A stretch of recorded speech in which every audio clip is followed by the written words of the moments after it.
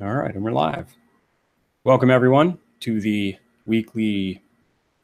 usually weekly, Jordan B Peterson podcast, where we attempt Jordan B Peterson community podcast, where we attempt to discuss a lot of the themes that we've been exploring in our discussions at the forums for the community, as well as our weekly meetings on these hangouts. This week, we will be going over Jordan Peterson's maps of meaning again. There's a lot of rich information in it, and a lot of really good ideas have sprung up in our conversations. So we're going to try to recap some of that. If you'd like to look into the community or participate, please visit jordanbpeterson.community.com. It's all the information is in the link below the video as well, and you'll be able to join the forums and join in the discussion. So I'm joined today by it's me, Tyler, the plebistocrat, and Ben. Yep, Ben from Australia. But people for listening to this would know. Just want to reiterate there. It's instead of .com.community, so jordanbpeterson.community. You have the discussion forum there, as well as every week study group sessions, which is what the summary session is for it, and Maps of Meaning, the book, is what we're doing. Seems way better at the intro than I but yeah, so I was there for the first session because we have two sessions. Myself and Sumit were there, and in the evening session, a whole bunch of people showed up, which Tyler did, which I was not there for. So we have these two meetings currently. The details in the link below. Next week, we will be doing a code of conduct discussion, and then the week after that, microaggressions, and then the week after that, Taoism. So feel free to join in on the discussions via the link below. But yeah, in this one, we're going to be arriving on our learnings from the week's discussions about Maps of Meaning book. I'll hand it back to you, Tyler. And since I'm here, we'll probably go way off topic and talk about things that have very little to do. And perhaps also, if you're listening to this after, not live, then feel free to jump through the video to various bits, because we'll cover a lot of topics. They generally go for about an hour or more. So feel free to skip through the video to bits that you find most interesting. Cool. Well, where do you want to start? Let's talk about Sumit, who just got back from his 10-day silence retreat. He gave us all the information about his learnings. It was a Buddhist 10-day silence retreat. And I can probably start off from this, which is he talked about this. It's interesting. So Sumit's also a software engineer like myself, and he talked about how people kind of are running programs, and some of those programs are conscious programs, and some of those programs are unconscious programs. And one of the unconscious programs that Buddhism, especially the mindfulness aspect of Buddhism, or the non-reactionary part, is this idea of being consumed by unconscious temptations or unconscious impulses. And that's when you have this in there to outline the philosophy, I guess, specifically with the silence retreats, is this idea that life is suffering, and the things that cause suffering will be aversion to negative outcomes, to perceived negative outcomes, as well as craving towards perceived positive outcomes. And when we don't get those things, or even let's say we get the thing we crave, then it will reset the state into the state of suffering again. And when we perceive something that could be negative, which it may not actually be, then that also causes aversion, which is a state of suffering. So now a lot of Westerners will then probably interpret this to be, well, maybe the life is of a monk, where you try and avoid any action of producing suffering. So therefore you just kind of become content. And to some extent, then this makes sense from at least the Eastern natural environment, which is a environment of natural disasters, where a tsunami will come, hurricanes or cyclones will come. And each year, and volcanoes will erupt and earthquakes will happen. I was just in Bali, and earthquakes and volcanoes were going off the last year. And you know, Bali's even been plagued with a whole history of issues as well. But especially like Philippines, they get cyclones every year in the southern aspects of Philippines. So you talk to people from the Philippines, the Filipinos, and they have this vibe of you don't they're happy with nothing in terms of the idea of Buddhism allows them to be happy without materialistic possession, because they're able to free themselves from the materialistic impulses to then be able to be content with their existence.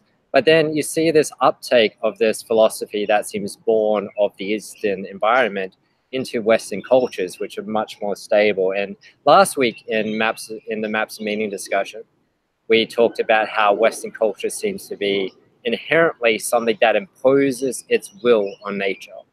And this is essentially the patriarchy, something that imposes order onto chaos, onto the unknown, onto the great mother or the detrimental sister, to try and reap the benefit of wisdom from the beneficial sister. So we impose order to protect ourselves from the nighttime when the bugs and the rain will come.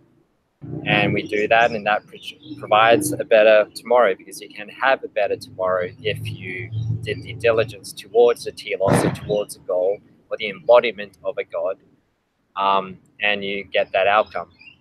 Now, in terms of the Western practice of Buddhism, it's largely used by, I think, agreeable people who may be a bit higher on neuroticism, so they're less likely to embrace in conflict, and they get a bit triggered by conflict a lot. So the practice of Buddhism, which is this observing your emotions as if they are sources of information rather than actions in of themselves, then allow you to feed the attentive self, the self which has the observing self.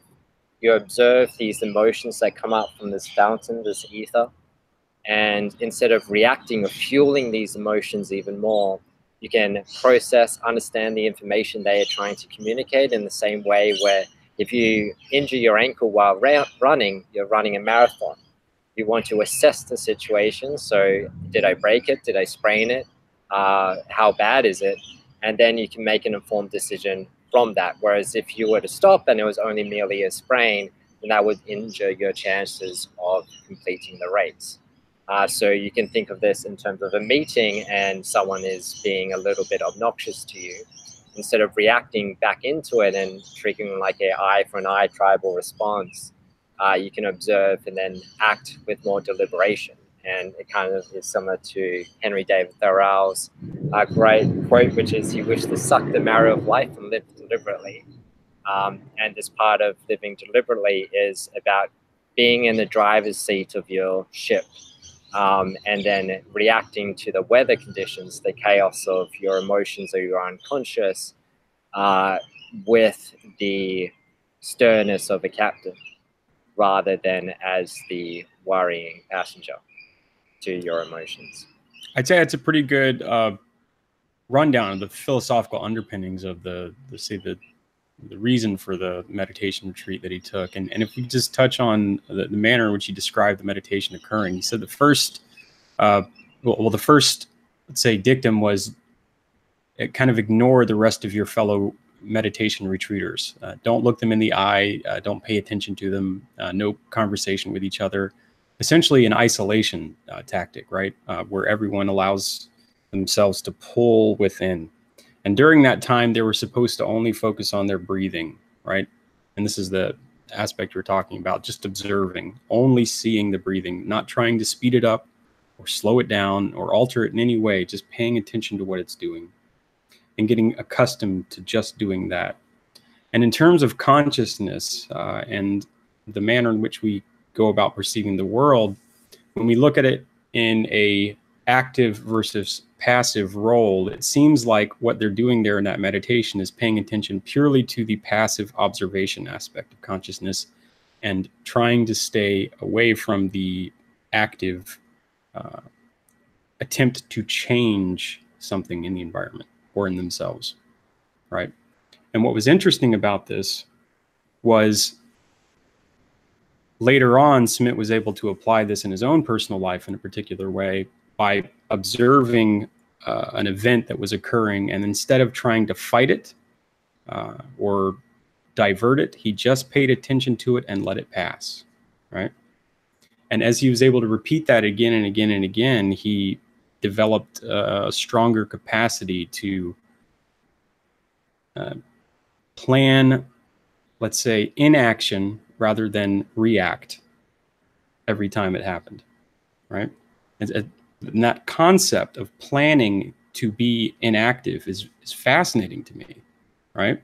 I think because a lot of what's happening in our culture right now, it seems to me, is that we're exacerbating a lot of our signals, a lot of our sense data. We're ramping up and continually trying to battle each other with ideas instead of paying attention to the outcomes and just observing before we get a good handle on what's actually occurring, right? And you and I were talking about axioms before we started the broadcast, and whether or not certain people are able to observe what their axioms actually produce, right? What their fundamental beliefs, their presuppositions actually produce versus trying to use those to justify their beliefs, their current beliefs.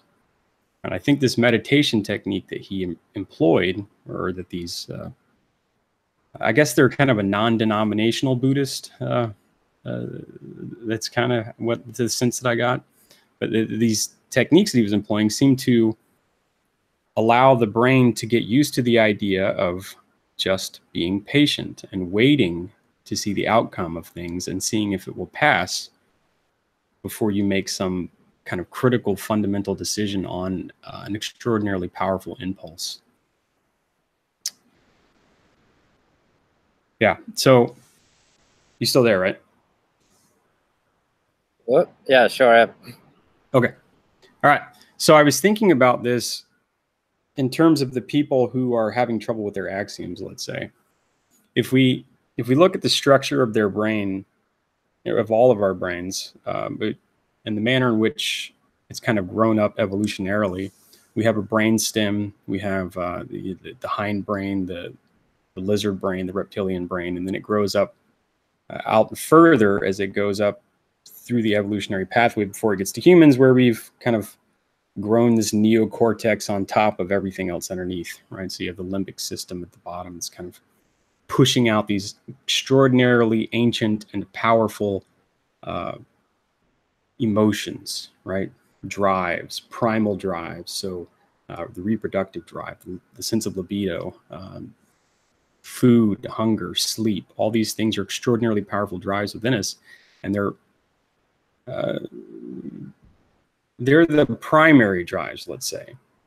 And when I visualize this, I kind of think of it like a spring, like centered right around here, that's bubbling up and pushing up. The water's just kind of pushing up. And if the pressure is great enough, it pushes up until it gets to the kind of the neocortex region where you become aware of it, right? And at that point, you have a couple of different choices. You can observe it and then later on analyze what it's doing and what it's there for, or you can attempt to create some kind of structure that justifies its being. And that seems to be what's going on in a lot of cases. Someone will experience some extraordinarily powerful drive, and then after the fact, they will justify the existence of that drive using their new machinery, right? The neocortex machinery, the capacity to develop a sequence of ideas around a particular principle and then try to rationalize it away. And the danger in this is that the drives themselves are very base and simplistic in their aim, let's say, and often get in the way of what we would consider more modern and civilized behavior, right? This is a huge debate in America right now with the nomination of Supreme Court justice, we've kind of exacerbated this whole rape culture thing, which is directly related to the libido drive, right? Which is, if not the strongest, certainly the one most prevalent in our culture. So I think, yeah. Sorry, I had my microphone unmuted while I was moving my bag. But do you have a lot of birds there? I think I keep hearing birds. Yeah, I'm in the park. So, Yeah, which is probably why I was able to do that intro about the Buddhism thing so well. Yeah. Do you want to just finish up your point there, and then we can jive with it? No, I think it was it. Yeah, that's how I've been thinking about, say, the brain regions and how they interact and how consciousness is getting utilized in a couple of different ways. So, I mean, I can expound on it or whatever. Right? Yeah. So, to add into, I guess, the context of this axiomatic thing and then how it ties with maps of meaning. Well, I'm still like 12 hours left of the audiobook out of the 36-hour book or whatever it is for maps of meaning. But each chapter really builds on the last one.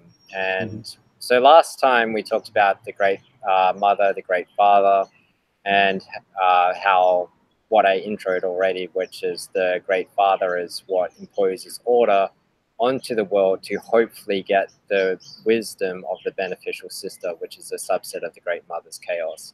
So you think of the mother as chaos and creativity, and the beneficial sister as the wisdom that is provided from that, the detrimental sister as the chaos or the downside, that which takes unforgivingly.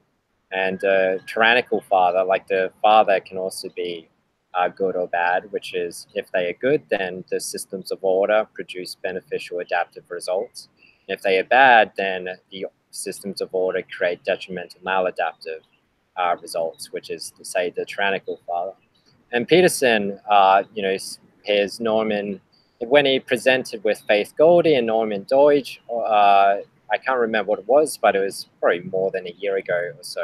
He kind of outlined this philosophy of how the tyrannical father and then how the SJWs seem to align a little bit with this tyrannical tendency. And he expounds on it so much in this book, which is why myself and John were referring to it as Peterson's magnum opus, because it really is quite terrific. But in terms of this idea of the tyrannical stuff, it's about trying to, I guess, impose maladaptive order.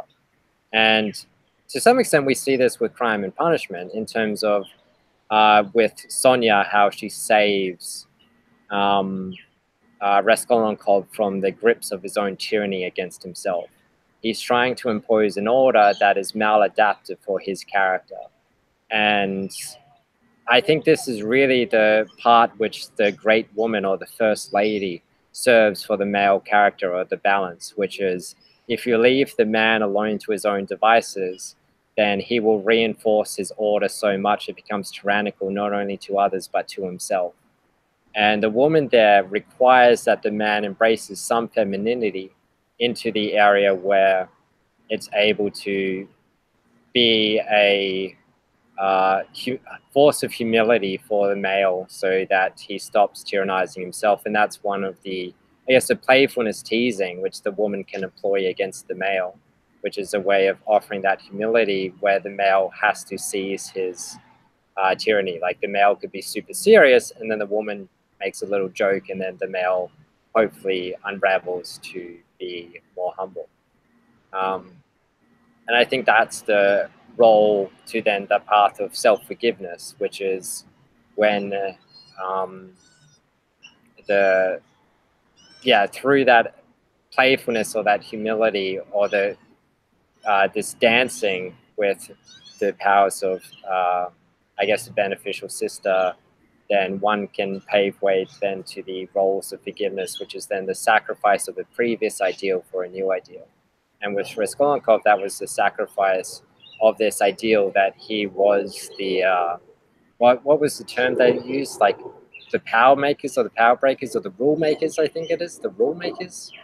and realizing that he is just, living in a society, and no one, which is kind of like a constraint that is placed on everyone. That's a learning I had earlier this year, which is realizing that everybody is average, including you.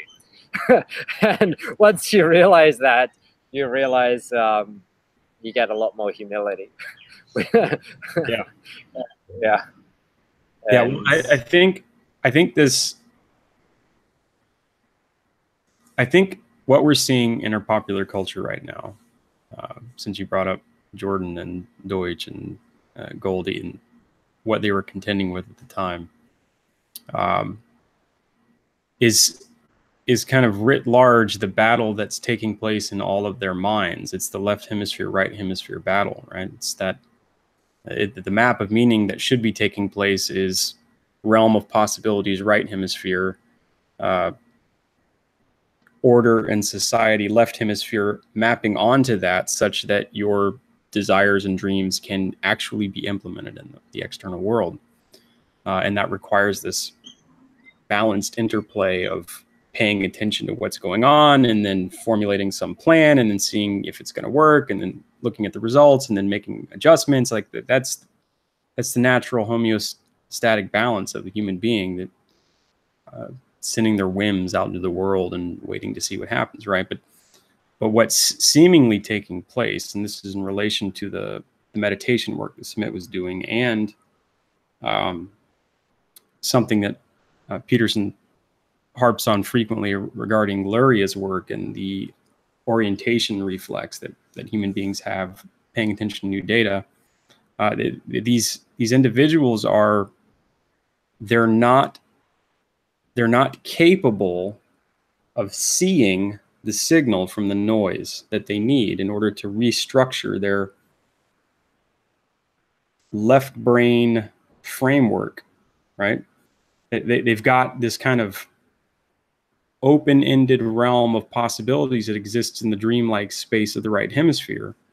They all want to be anything and everything, right? They kind of all want that, right? But there are fundamental constraints in the way in which the universe behaves, and there are fundamental constraints regarding the biological substrates of our human body, and there's fundamental restraints regarding social interaction with what I will allow you to do to me and what you'll allow me to do to you, and the conversation that has to take place in order for that to balance out.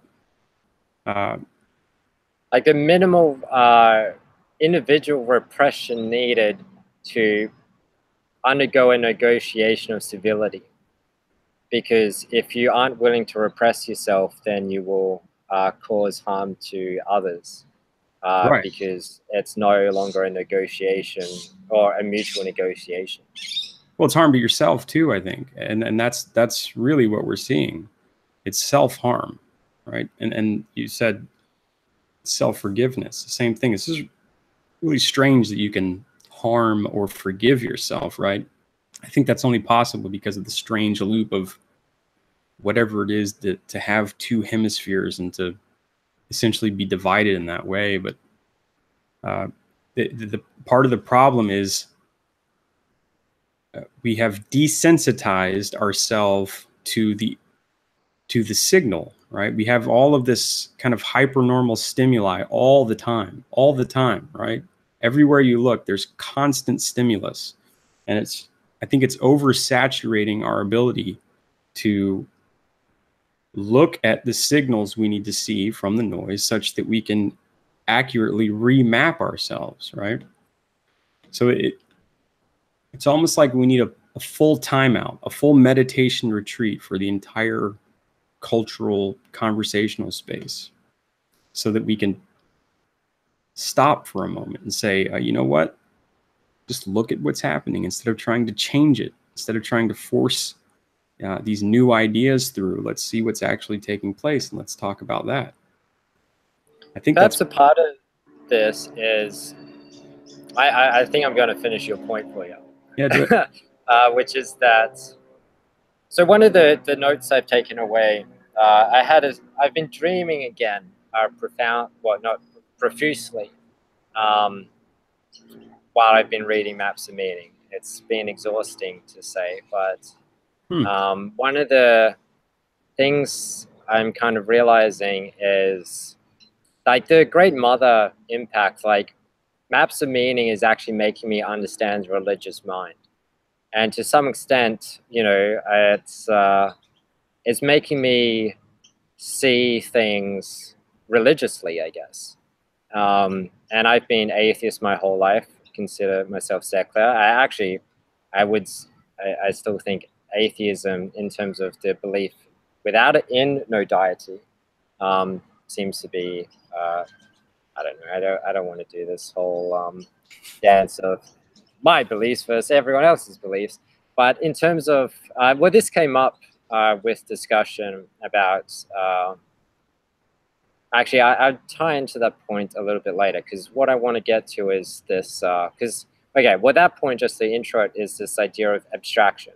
So one of the concerns that a member expressed in the study group was that they feel that Peterson's use of God is not going to be conducive of getting the message across, especially to the fundamentalists, which is interesting. So the fundamentalists being religious fundamentalists, those who believe those gods actually did exist. But then it's interesting because if they believe their gods existed or exist, but they don't believe other gods exist, then they already then are applying the methods of abstraction to the word God. They're already viewing God as an abstract concept, because if they didn't view God as an abstraction, then they would believe the other gods really did die, that they were deities that did die.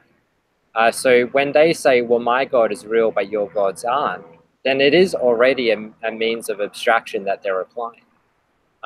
They're just refusing to challenge the axiom, or I guess, yeah, challenging the axiom that their God is, I guess it's more like conflated thinking. And this is something that I find with people who are ideologically driven. And let's intro this, preface this conversation. So I've been having, I guess, a series of debates this week with peers. And what I found is they can know the facts, they know the scoops, they know things really well, but then they get to a point which prohibits their ability to think in new frameworks of thinking about issues.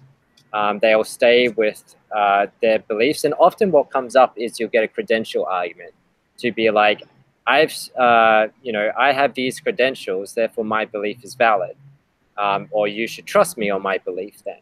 So it's a matter of, rather than expounding on or arguing with their understanding being the sword, instead they're arguing with the credentials being the shield. And when I think about this, what I realized today in a particular discussion was that what this is it's a tool. What a credential argument is when one uses a credential argument, what they are doing is to say, these beliefs are axiomatic to me, therefore they are true. And it wasn't until I read Beyond Good and Evil by Nietzsche, which is our last study group book. So we, as part of the JBP community, we do the reading group and we go through JBP's recommended books. And all of them are books I never would have read. But I'm grateful I read every single one of them, except a few which were just outright boring. But in all, it's been dramatic to my improvement. But with Nietzsche's thing, he argues that what philosophers are often guilty of is they're just arguing their intuitions. And he would even say that Kant's rationalism is arguing Kant's intuitions. Whereas what a philosopher is able to do is to say all their axioms, all the things that ground the perceptive framework and their intuitions in the world are up for debate, because fundamentally different people have different axioms. And when it comes to being able to verify these axioms, which unit of reference do you actually use to do the qualitative good and evil balance of whether or not these outcomes are good or bad, without already having an innate intuition which differs from person to person? Or rather, it requires a subjective beholder. And so then we have this where you'll be arguing with someone and they pull out a credential argument, or they'll just keep repeating the same point, or it's usually an emotive point. It usually will be an expression of outrage. And what I ended up saying in one of these conversations was, how many times do I need to agree with you before you drop that point?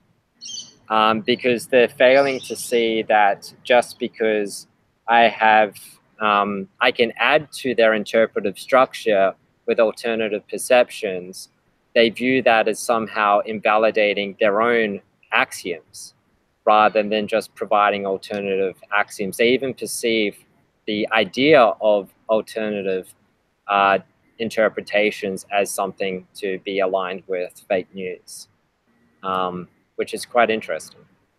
Fake news, or what I like to now term fake education.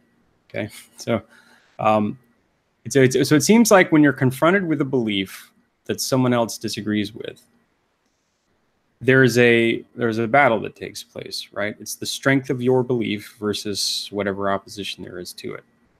And for certain ideas, let's say, let's stick with the feminist movement since I brought that up earlier regarding Kavanaugh and the Supreme Court nomination here.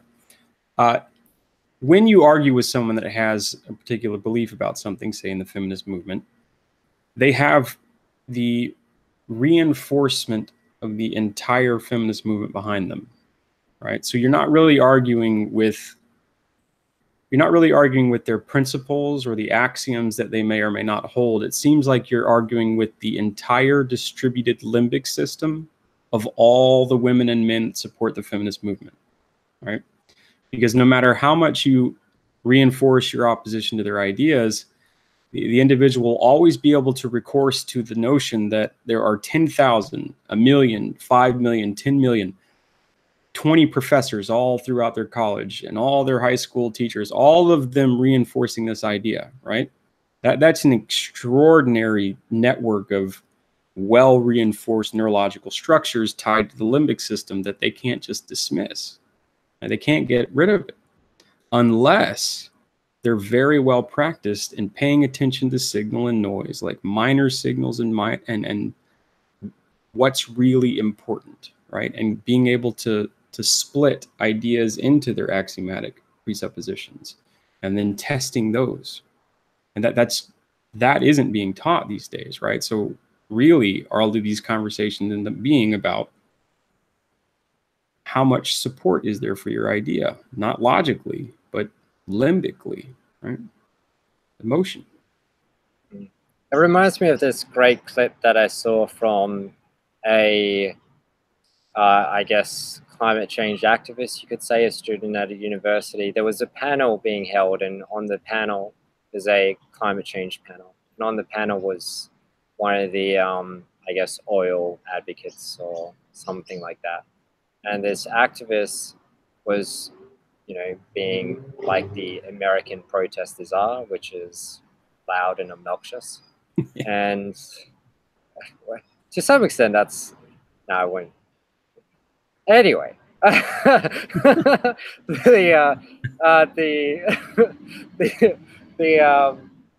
yes. Anyway, the argument that this protester said was, how can you argue against the scientific consensus? And the lady said, what do you mean by scientific consensus? Science doesn't beckon to a consensus. Science beckons to what is true. And that's, I never heard that argument before then. And when I heard that, then that's, I guess that was like the first Nietzschean implanting or little bits of seed that Nietzsche has caused to be rooted or germinated throughout time into our modern place, which is this idea that, like what is true no matter how many people agree with it. To some extent, though, you then have a more psychological truth, which is, for instance, like the definition that some people use for madness is believing what society does not.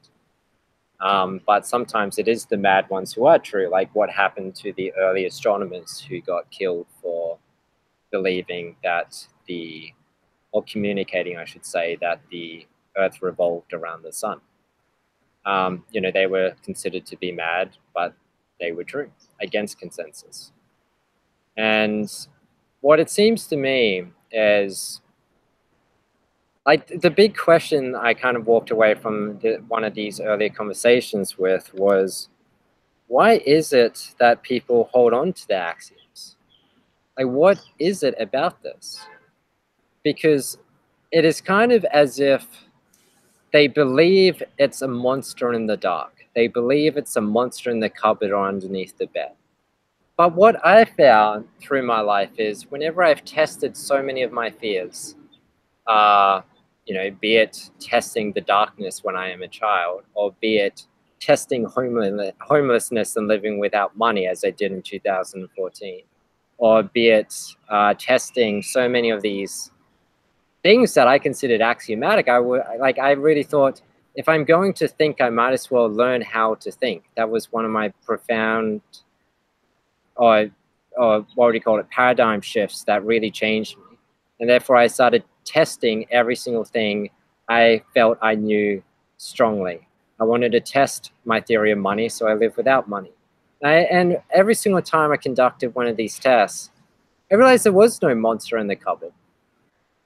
And this is the thing that baffles me, though, which is that it's like I don't understand the evolutionary need to hold on to one's axioms so stringently, where it can even be maladaptive, where they cause harm from your own stubbornness. It's terrifying. And like, so for instance, Thomas Sowell, for instance, we have the Black Lives Matter movement, this epidemic, they say, of blacks being killed. Now, yes, many blacks get killed by cops. It's disproportionately black. However, there's so many ways of interpreting those facts. And the racial issue doesn't necessarily have to be a racist issue.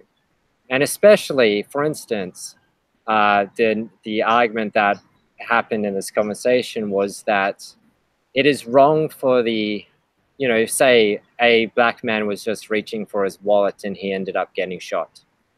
And then it's the problem that, well, this is the onus of the situation is entirely on the cop, and we need to fix this with outrage.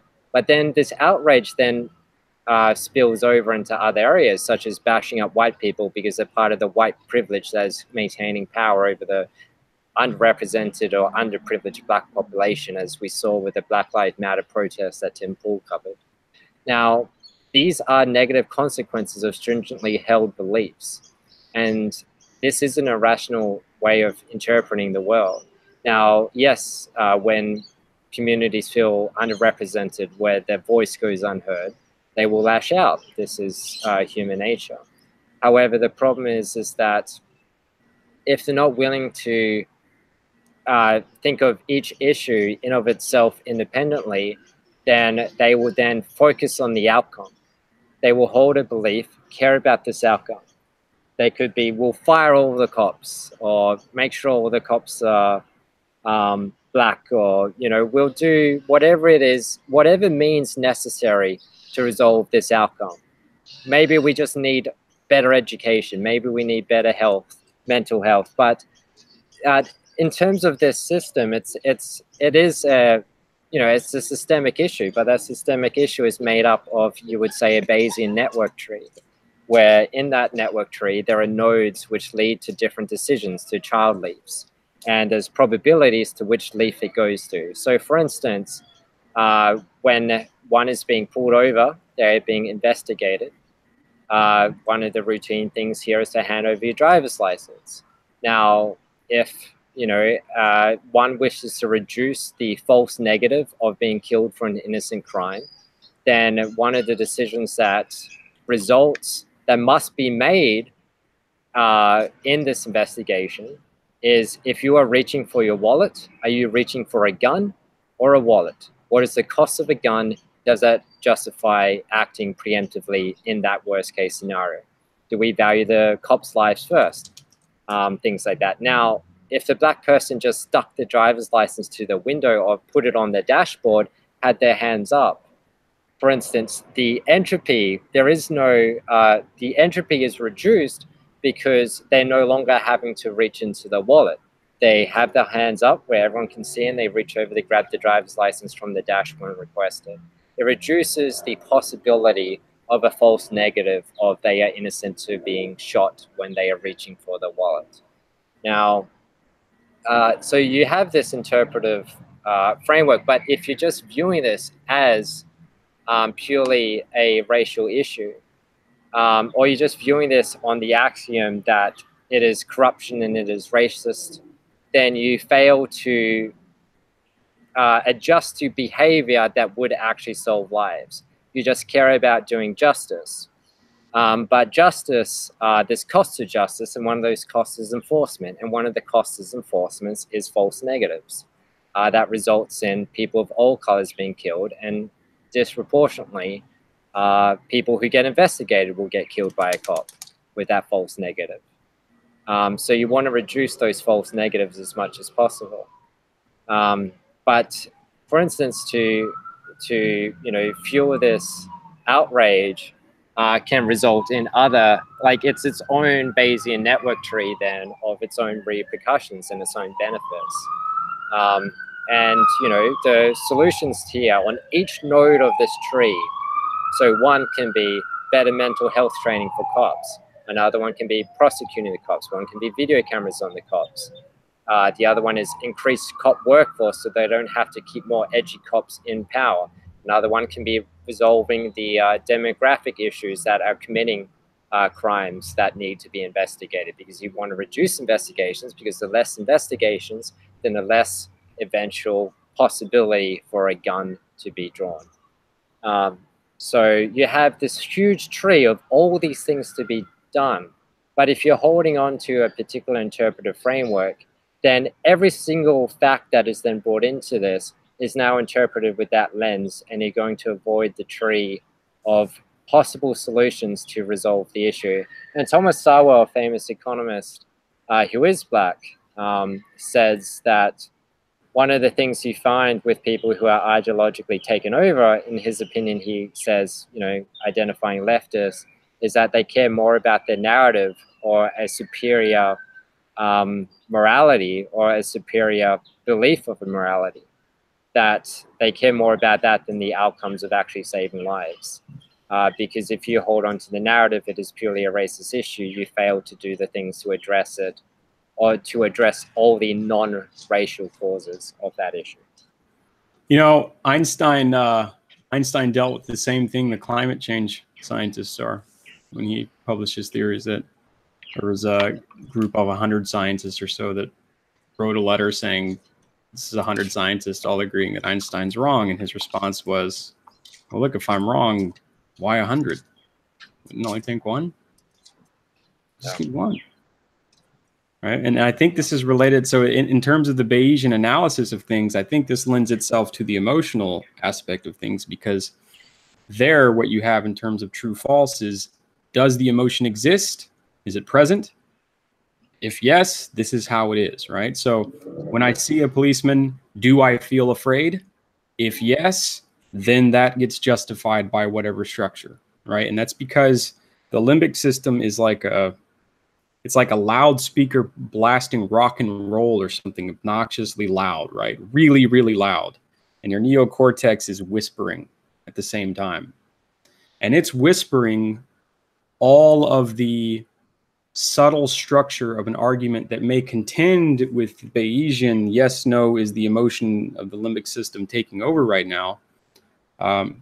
That's what's supposed to be going on. But if you're not sufficiently attuned to paying attention to these minor or relatively minor signals compared to the strength of the limbic system, then all of this new neocortex thought gets hijacked to support, right, and justify the limbic system rather than modulate it. In terms of, I think usually what it ends up doing is down-regulating or creating some kind of negative feedback loop or positive feedback loop that runs in a different direction and overdoes it. But it does something that allows you to short circuit the fight or flight response, because that is typically where the limbic system sends you, right? It sends you to the fight or flight. And then you're stuck with the primordial, deeply programmed behavior of run away or attack, right? Kill something or maim it or stay alive, right? And this is what we're seeing in our culture now.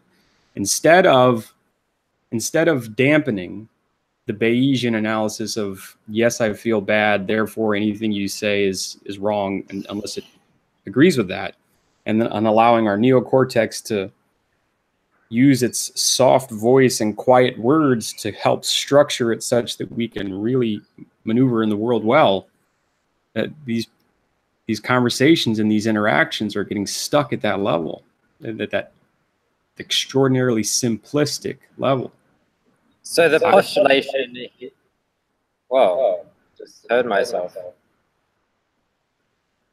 Yeah, I think I'm getting feedback from your microphone, dude. Oh, it's been going fine this whole time. I don't know. But okay, now it stopped. That's weird. Yeah, so there's so I guess the postulation there is that, you know, when they're now facing this monster in the cupboard, right? Like in that embrace, it's the fight or flight response.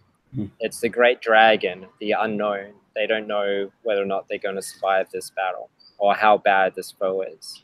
Right? Like, you know, is that rustle in the bushes? Is that a tiger, or is it just the wind blowing in a certain way? Right? Like, and to a extent, it seems, and maybe this is like, you know, when you tie it into that idea, which is the media is about fear mongering to elicit this animalistic fight or flight response to get people driven in this state of tribalism and this you know, need to protect, or this need to fight, or this need to flee from the oppressor. But then it's so sad here, because the theories that they promote only, they're a positive feedback loop to the behavior that will result in more fight and flight response. They result in more tribalism. Like white privilege theory results in more tribalism. Well, and let's dispense with individual personhood and consider the limbic system as a distributed organism amongst all people. So in some sense, this continual ramping up and this jacking up continually of the emotions and fear is the limbic system trying to survive. If you think of it in terms of an archetypal substructure within the brain, it is wanting the resources of your body and your brain, right? Just like any other minor organ or organelle of your body, it has its own resource needs, right? Through evolution, we've kind of gathered all of these various subcomponents together in all these various creatures, and they kind of work together to produce well, usually, right, when things are going well, they work together to produce this well-functioning organism. But sometimes when you feed something a lot, it grows and grows and grows like a cancer, right? And it wants more and more and more, and our emotions work the same way. It's just like an addiction to anything, right? If you feed a certain part of your brain enough of the resources that it desires, it grows in strength and wants more. Right. So a while ago, I did a tweet articulating the thought that what I said earlier in this conversation how I thought if I'm going to think, I might as well learn how to think. And now that, you know, I've done somewhat, you know, the delved fairly significantly, but nowhere near as significantly as a doctor, into psychology and philosophy, then what I've realized is, at least to me, the way I interpret it is, philosophy is the tool of cutting out social tumors, whereas psychology is the tool of cutting out personal tumors. So for instance, the difference between a psychiatrist and a psychologist is a psychiatrist is generally dealing with biological, you know, is maybe humor is like the right word for here, the old school word humor, like a type of disease that is metaphorical. Like, so they're searching for biological causes to your mental illness. Whereas psychology is better than psychiatry in treating trauma, something that is behavioral rather than biological. And to some extent, you can coincide the two to do like a double wham approach. But just doing drug treatment for trauma abuse will not result in full resolution of the case.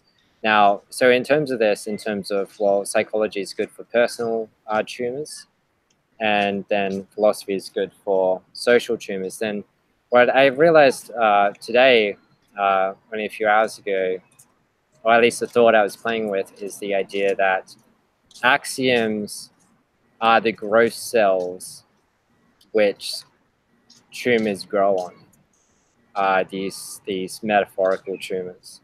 But then to tie it in with, I guess, what you said is, and tumors which then either require psychological counseling if they're a personal tumor, or a philosophical.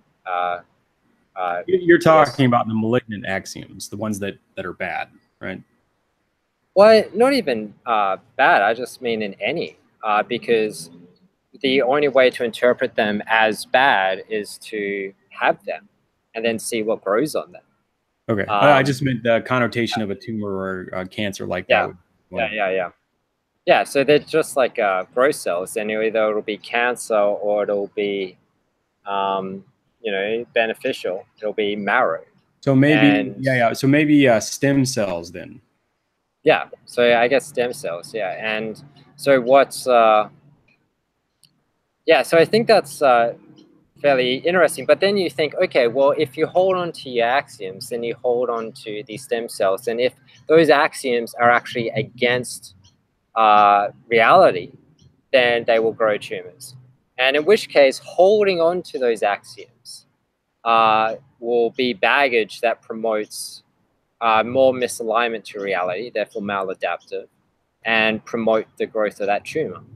And in which case, then you would then, to tie it in with what you said, then it seems perfect that the more fertile you are to tumors, then the more the more reactionary you'll be to fight and flight.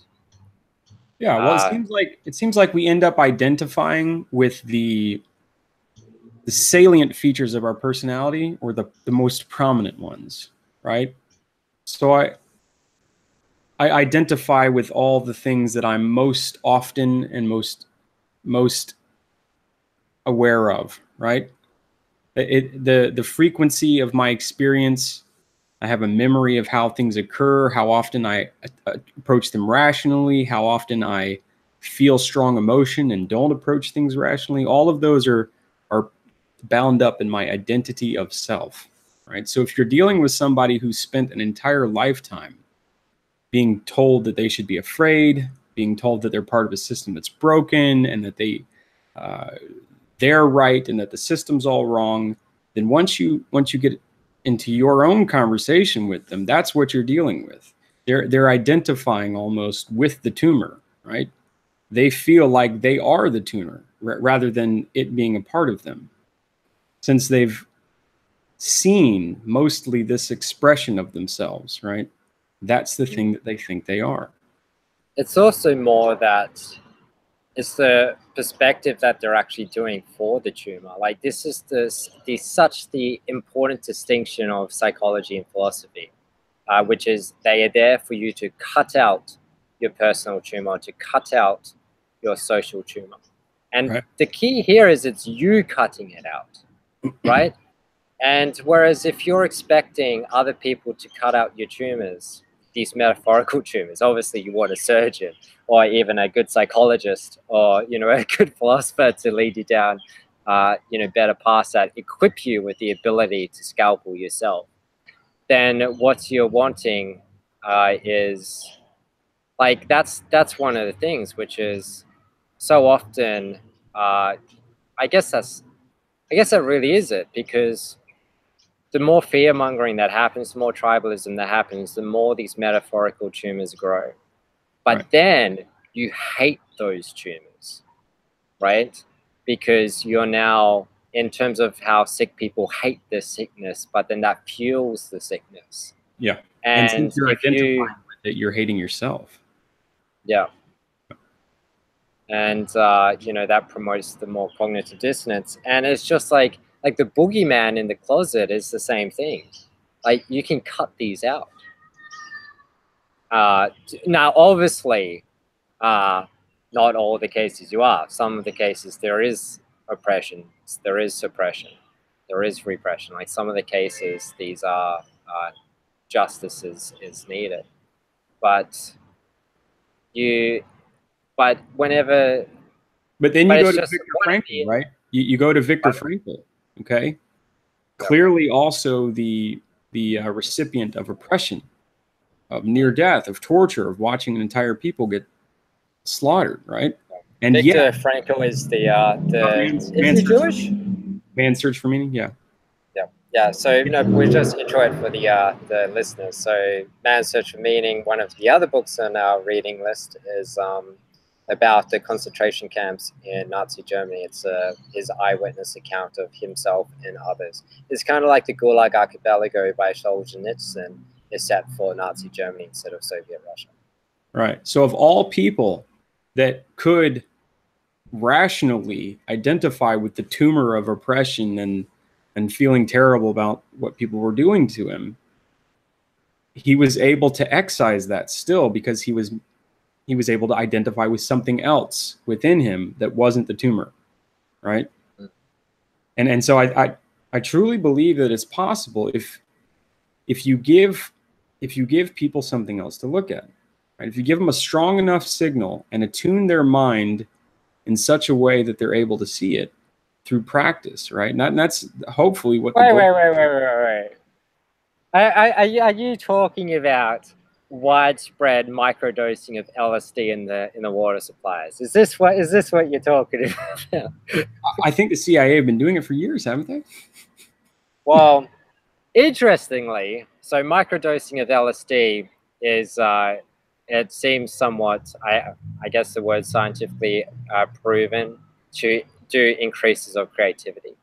Now, if you therefore need a more creative economy, people to deal with, you know, you want innovation to be able to compete with a more and more complex workforce and jobs, then perhaps microdosing the community in the way that many communities give you fluoride through the tap water may be considered something desirable. Well, not without consent, let's say, but fluoride's done without consent. It's the only drug, it seems, which is medicine without consent, which is interesting. Yeah. That's partly true. I mean, somebody consented somewhere, but I mean, I never signed up. Yeah, there are problems with fluoride for sure. Yeah, no. Well, I think MDMA would be a better drug in that term. In that case, yeah. In terms of allowing people to get into a mindset where they could be receptive to something else. And in fact, yeah. MDMA saw a great deal of success in terms of couples therapy and psychotherapeutic research back in the 80s, maybe. But it's probably going to be a while before the FDA lets them get around to that again, since they just started opening up psychotropic substances to research again, like tryptamines and various psychoactive compounds. Yeah. Well, this is one of the problems, though, is like with drug using, illicit drug using, as Sam Harris points out, it's attaching yourself to a rocket.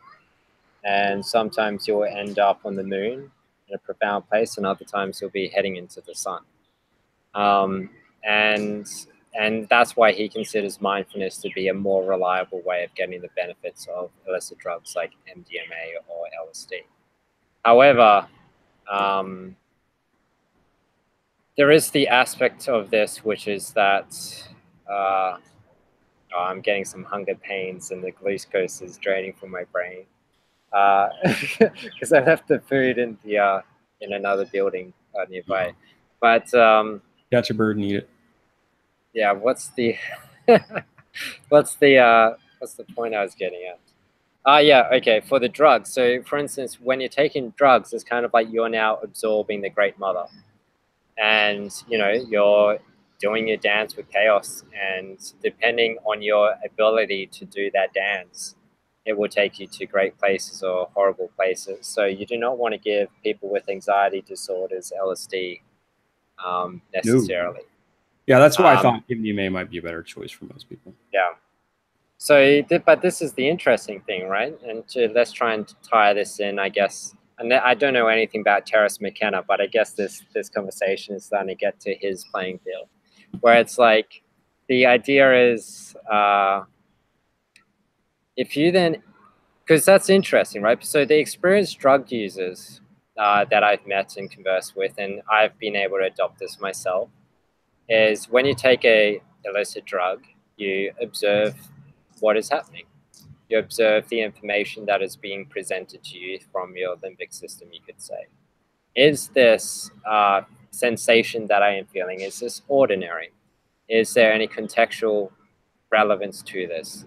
If yes, you know, okay, fine. You don't think about it. Because as someone who has had an anxiety disorder, you can get terrified from your own heartbeat or your own breathing. What if I forget to breathe, right? Like, you can really will yourself into these states of delirium or hysteria.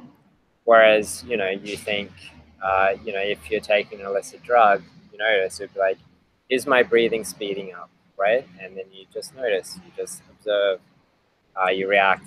Am I getting this sensation? I'm getting a buzzing between my temples. Is that ordinary? No. Is that problematic?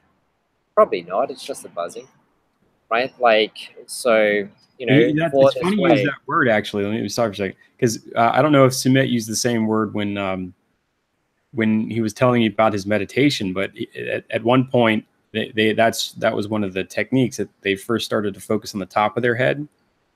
And he said after they had done the inward breathing thing for 4 days, and then they began this top head to bottom foot analysis where they kind of focus on one spot and just pay attention to it. He said it was a buzzing, right? That you'd feel like a buzzing wherever you kind of stuck your consciousness. I think a lot of psychoactive compounds do that. They make it so that you're able to pay attention to signals that you don't ordinarily get the chance to see. So I think about this in terms of, okay, well, let's make this, okay, so if we're going to, so in terms of this idea of the monster in the closet, right? Like, essentially, or you're fighting against the army of feminism or any ideological possession, be it Nazism, be it feminism, not to particularly contrast the two.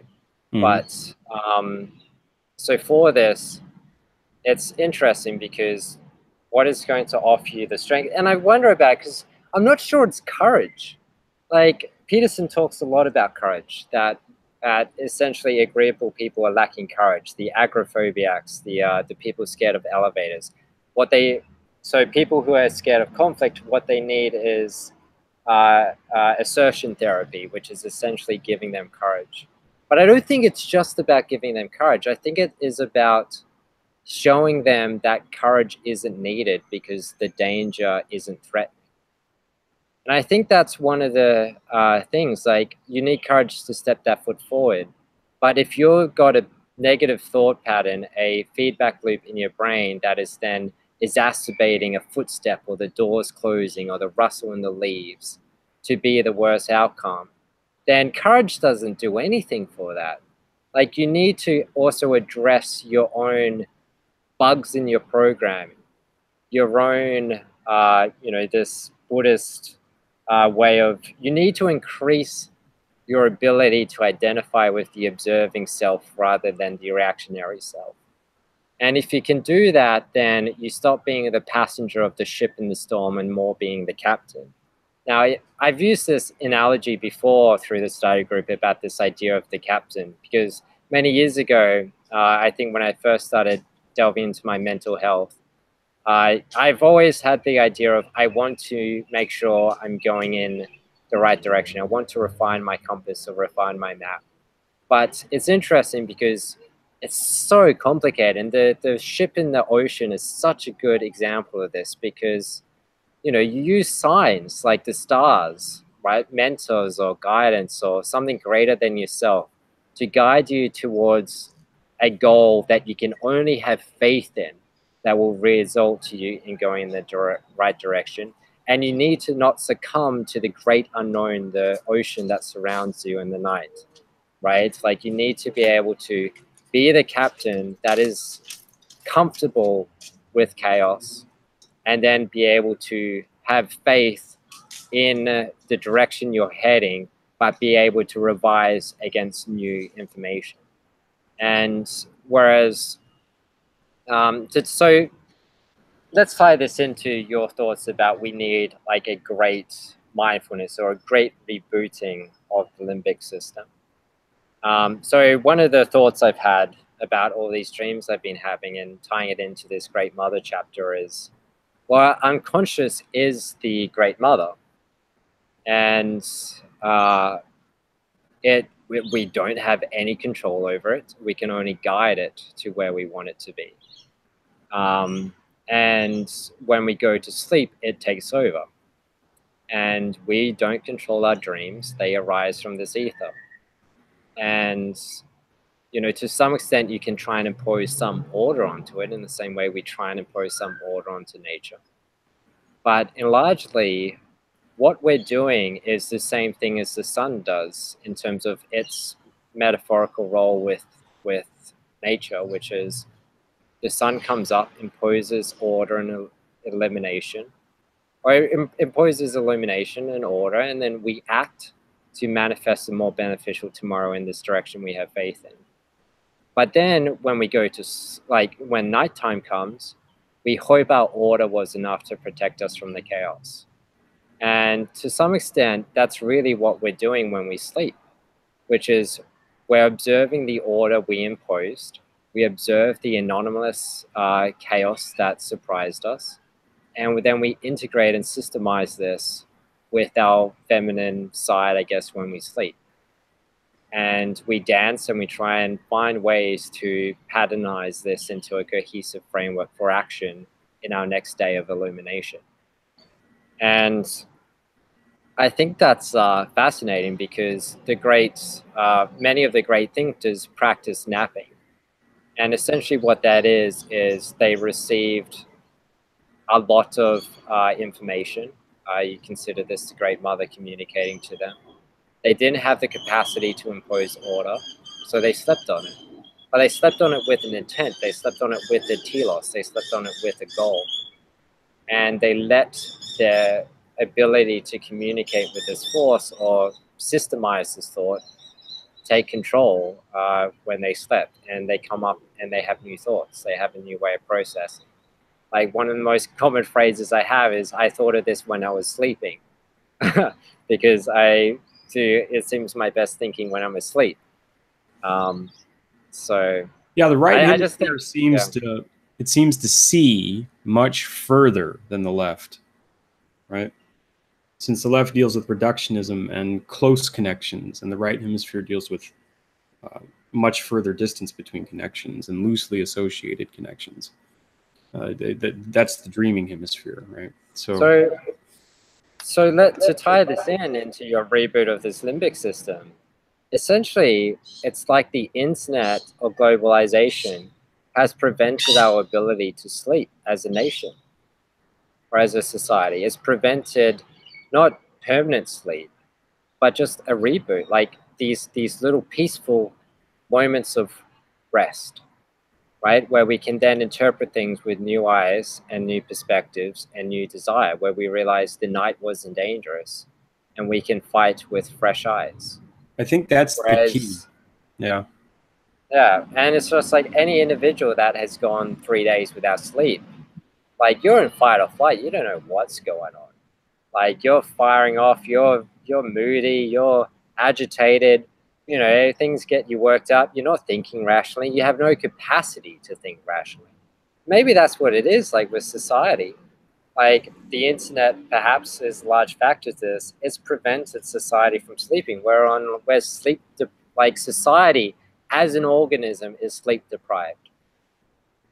Certainly, certainly, and not just that, but the rise and prominence of caffeine, for instance, a stimulant, not just caffeine, but any stimulant. The number of stimulants in our culture now are through the roof. Right? Caffeine, the most prominent. It's the #1 consumed drug. Right? Yeah, there are a number of different factors, right? And because life is complex, it never seems to be one factor, right?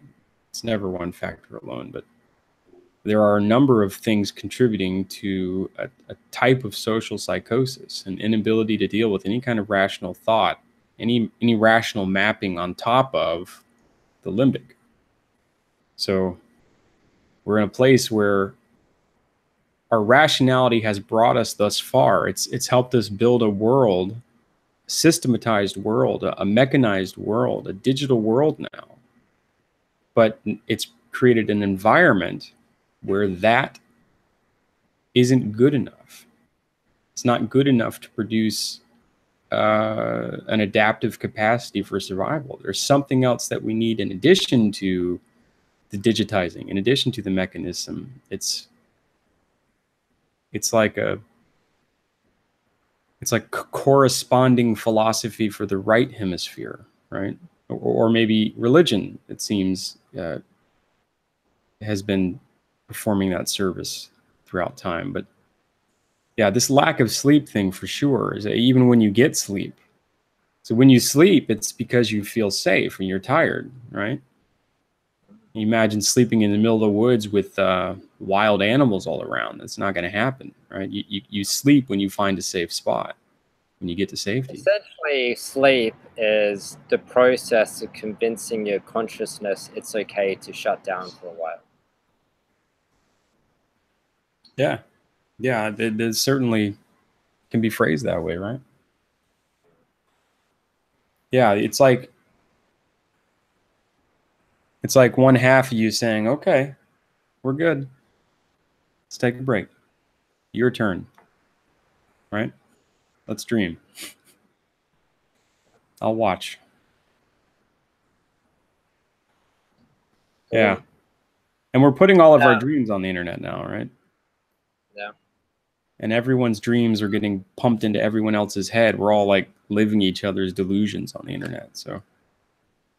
Yeah. And it's also like, because dreams really are like the point of, well, not really, you don't necessarily need dreams, but sleep is a state of reflection. Sometimes that reflection develops new perspectives. And it's so interesting, like, I'm now getting the ability to interpret my dreams. And before I was just like, these things are just fucking crazy noise. Like, I have such bizarre, chaotic dreams. How could anyone make sense of this? And then it's just like, you know, I actually, like, I had this crazy dream. And then when I was articulating it to my partner, I was just like, wait a minute. There actually is, like, when I then evaluated against the things I'm struggling with in my conscious life, then they're actually metaphorical representations of the landscape of my consciousness. Right. I guess kind of like my unconscious has created archetypes for what is going on in my conscious landscape. And it's using my dream world as a story bed of communicating this. It's so fascinating. And when you think about it, like, language is this new invention. And yet, you know, this way of thinking about things anthropomorphically is something that's always existed. Dogs do it, right? Like, you know, when they're dreaming, they're running around. Like, they're not actually thinking words, right? Like, you know, they're interacting in their dreams with this virtual landscape, this imagined landscape. Right. So it would make sense that we use words in our day, but in our dreams we use archetypes or images instead, or Well, story, I should say. the language centers for the production of speech are on the left hemisphere, and so in addition to the sense of logos being a type of ordering principle, right, giving a word to something or compacting an idea or synthesizing ideas into words, gives it order, right? It gives it order for your left hemisphere, the awake hemisphere during the daytime. And so once you've done that, you've reordered the energies, right, that were swirling about in this right hemisphere into a manner in which you can then enact it, at least on a limbic level, where you're dealing with the emotional underpinnings of whatever that particular dream or dreamscape meant to you. You're ordering it, right? You are ordering it. You're putting form and structure to it, such that it can be manipulated and utilized. Yeah, and words. Then I wonder about this, because we could measure this. Like, does the language centers of the brain fire when you're dreaming? Like, which parts of your brain are actually firing? That would be fascinating to find out. The whole thing goes off. But yeah, I would like to look at some of that information in terms of like. Because then you essentially find what parts of your brain are unconscious, like is the unconscious, right? Like you find out which parts, I guess, are the ether. Sort of. It's really hard to say because it's all distributed, right? I think in terms of like fMRI analysis, it's all statistical anyways, and their attempt to determine which parts are firing when and what's causal and what's correlated. But yeah, it would be really neat to see the physical locations of, well, I guess they call them Brodmann's areas. We divide them up in that section. Brodmann's areas that are associated with the unconscious, right? Or what we typically call the unconscious. Are you getting a wind noise from my microphone, or is that okay? Wind? No, wind, just the birds. I hear birds, that's all. Chirping away. Yeah. Jung said, until you have discovered or uncovered the unconscious, it will direct your life, and you will call it fate. Right? And it's such a profound, succinct way to put it, but until you pay attention to your sleeping and waking dreams, right, the information of the Great Mother that's percolating up from the right hemisphere or whatever other distributed aspects are involved, until you've really peered at that, right, it's working on your limbic system in manners you just can't comprehend, and it's guiding your paths. It's making you react in certain ways that you've yet to identify with, and therefore yet to have an organizing principle that can adjust its path, right? Applying the left hemisphere to it. And I think to some extent we talked, I think last week, about nihilism being this neurosis of deconstructionism. It's a logical brain thinking itself to meaninglessness. And then I wonder about that in terms of, it's like, then it does tie into your call for balance, in terms of we need this this sleep, I guess, to be able to, like, it's just interesting, right? Because then you can think, okay, well, maybe nihilism is a result of not sleeping, in terms of, well, maybe not sleeping, but yeah, maybe that analogy doesn't get too far. But I mean, like, in terms of this inability to reflect, because essentially, I guess the treatment of nihilism is the same for maybe like depersonalization treatment, which in some case is you realizing your own pathological thought patterns to be able to realize how much you're fooling yourself, in terms of being able to actually sit back and reflect over whether or not your actions are actually adaptive actions producing good outcomes. because if you're just engaging behavior that makes life not worth living, then perhaps that behavior isn't actually worthwhile to behave in. It could just be a symptom of your own bugs in your own mental programming. Right. Yeah, until the relatively recent development of the neocortex, we were all driven by the basest passions and desires, the limbic system. Yeah. It's the way animals are driven now, right? Yeah. They respond to these base desires, and we have worked so hard to flesh out the neocortex, to develop philosophies and put order to the world, right? And now we're kind of trashing it all, throwing it all away in a call back to the limbic system as the primary source of all goodness. I don't know. It's sad and a little bit scary, right? Which would be why social media, people can search for Joe Rogan, Elon Musk AI, and it'll be like a 10-minute excerpt of Elon Musk's appearance in the Joe Rogan podcast. But Elon Musk talks about how he views AI as an extension of the human limbic system. And to some extent, the success of social networks, such as Facebook, Twitter, YouTube, Instagram, is based on their degree of resonance with the human limbic system. The more that a social network can resonate, then the more integration that they have, and therefore the more data or life our systems feed the AI life. AI life form.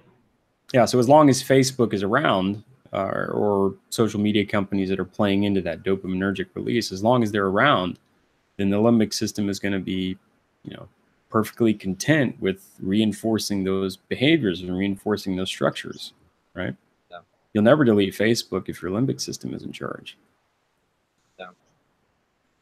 So we've got a good segue here into the another discussion point, which is an actual dream that I had, I think on Monday or so, which was we recently on the JBP communities discussed the Sam Harris versus Peterson debates, and one of the parts here that I really struggled with watching them was I won't go into it again, but I had this dream.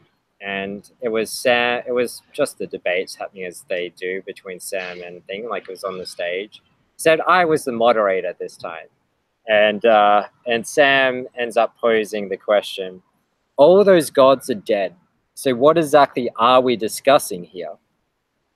In terms of Sam's insistence that that atheism or secularism is a better framework of operating in the world than Peterson's, I guess, somewhat mystical usage of the word God, mystical, metaphorical, you would, quibble over.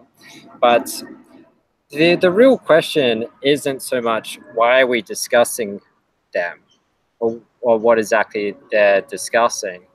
The question is whether or not we should even believe in gods or believe in even dead gods. And I've got it where in my dream, Peterson replies back, because that belief allows us to act. So the ethos, our embodiment of action, towards a god or a goal or a telos, which is, and before we can know it is dead, which can be a bad idea, a bad outcome, maladaptive. We are forced to act before we know the outcome's result. God belief allows us to do that. It helps us to avoid the trap of nihilism and inaction, which results in no discovery of which telos are better. And to some extent, this ties in beautifully with the discussion about Buddhism. It's very easy to consider Buddhism to be the avoidance of all action or all desire or all pleasure, because any action will produce suffering, and if your goal is to reduce suffering, you will do anything to reduce suffering. But it isn't really to do that, it's to reduce unnecessary suffering. That unnecessary suffering comes with reaction to your emotional information, where you give it power that it shouldn't have, when you become a passenger instead of the captain of your ship. And nihilism is this trap of deconstructing everything where there is nothing left to act, because everything becomes meaningless. But the problem is that as soon as you're nihilistic, especially for me, when I fall into that trap, I spend 3 days and I watch Live Leak back to back. I see people hanging themselves. I see terrorist bombings. I see all these horrific things. And I get hungry. And I need to shower, right? So these physical needs start coming up and arising.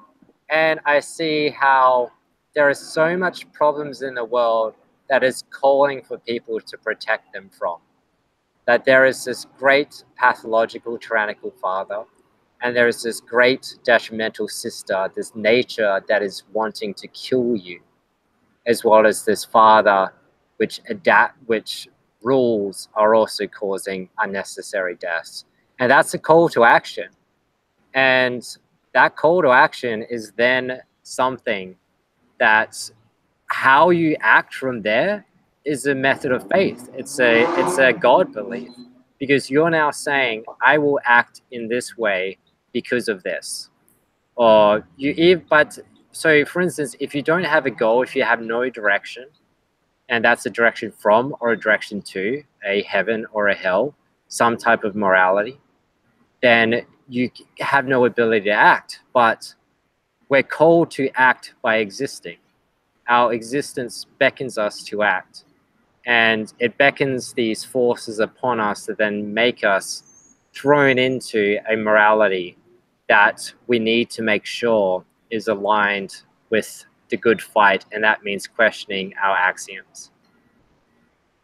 Yeah, you know, if we go back to the dawn of history and mankind and the gods that existed then and the manner in which they were utilized in terms of the tribal unifications that occurred. Well, let's think of it from a brief scenario. Imagine 2 tribes lined up across a field, right? They're getting ready to go to war, and they're trying to determine who's going to get to have the best seat beside the river, right? Or the best fruit tree growing location, who knows, right? So they get together, and one of them raises their banner, and the leader comes out in front and he says, listen, our God is way stronger than this other tribe's God. I mean, our God is really cool. I mean, he like throws lightning bolts and stuff, right? So let's go over there and just destroy them. You see this again and again. The Enuma Elish, the Old Testament, this is repeated again. This is how they're used. So, but the other side, let's say the other side of the field, they raise their banner up. The leader gets out in front. He says, look, our God it's a little like rat creature. He's extremely weak. Couldn't beat anybody. This is going to be a slaughter, right? Our God can't beat their God. The 2 armies come together, each fighting for their God, so to speak. Who do you think is going to win, right? The God is the personification of their collective belief of the outcome or their desired outcome in a certain circumstance, right? It's their adaptive capacity to produce what they desire. And so what are our gods now, right? How strong are they? Right? What do we identify with in our modern era? What is it that we're like? Who's the leader standing out in front of our army, and what's he saying? So in terms of the Jordan B Peterson community, we're kind of saying it's Jordan Peterson standing out in front of the army saying, you know, here's the God. The God is this dragon that you have to slay. Or the Christian God, something like it, right? The ideal father, right? Compared to what? Yeah. SJW arguments? I think it's, I'm not sure whether Nietzsche argued this, but it certainly seems Nietzschean, which is then to say God has now just become our intuitions. And that is now aligning tribes to form around intuitions rather than around traditions.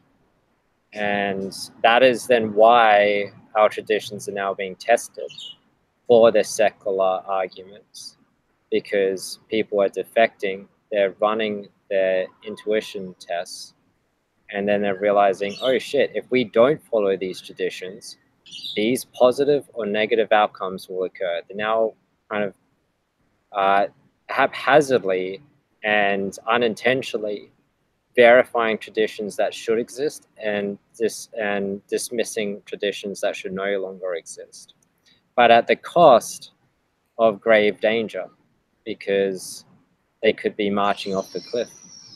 Their compass may not actually be aligned, and that's where the stubbornness with the ideologues. If you believe your intuitions are superior than anyone else's, if you do not have that humility, you could be following your compass right off a cliff. Yeah, and that's dangerous. right. Yeah, I mean, we're living it right now. We're living in a we're in some respect we're living in the safest time we've ever lived in the West in the modern era, and in another respect we are approaching a great deal of danger, but without the requisite analysis of it or expectation of it, because we live in such a calm time, or has been calm for most of us, right? Even the wars that take place for most of us are in some far distant land, right? Like you and I, Australia participated in World War II, right? But what does that mean, right? The United States participated in World War II. What does that mean to me? Yeah, I think you can have Sam Harris's and others stand up and tell me that gods are dead, and Nietzsche tell me that God's dead, but I just don't see where people are behaving any differently. You know, at all. Yeah, well, it's the same thing. Sam Harris is fundamentally has the Christian morality. Yeah. There's still a heaven and a hell. There's the well-being and suffering. Veganism also has the sentiment of avoiding unnecessary suffering. Gosh, this is a motorbike man. It's really... But then it's the interesting bit, right? Which is, can you integrate? Did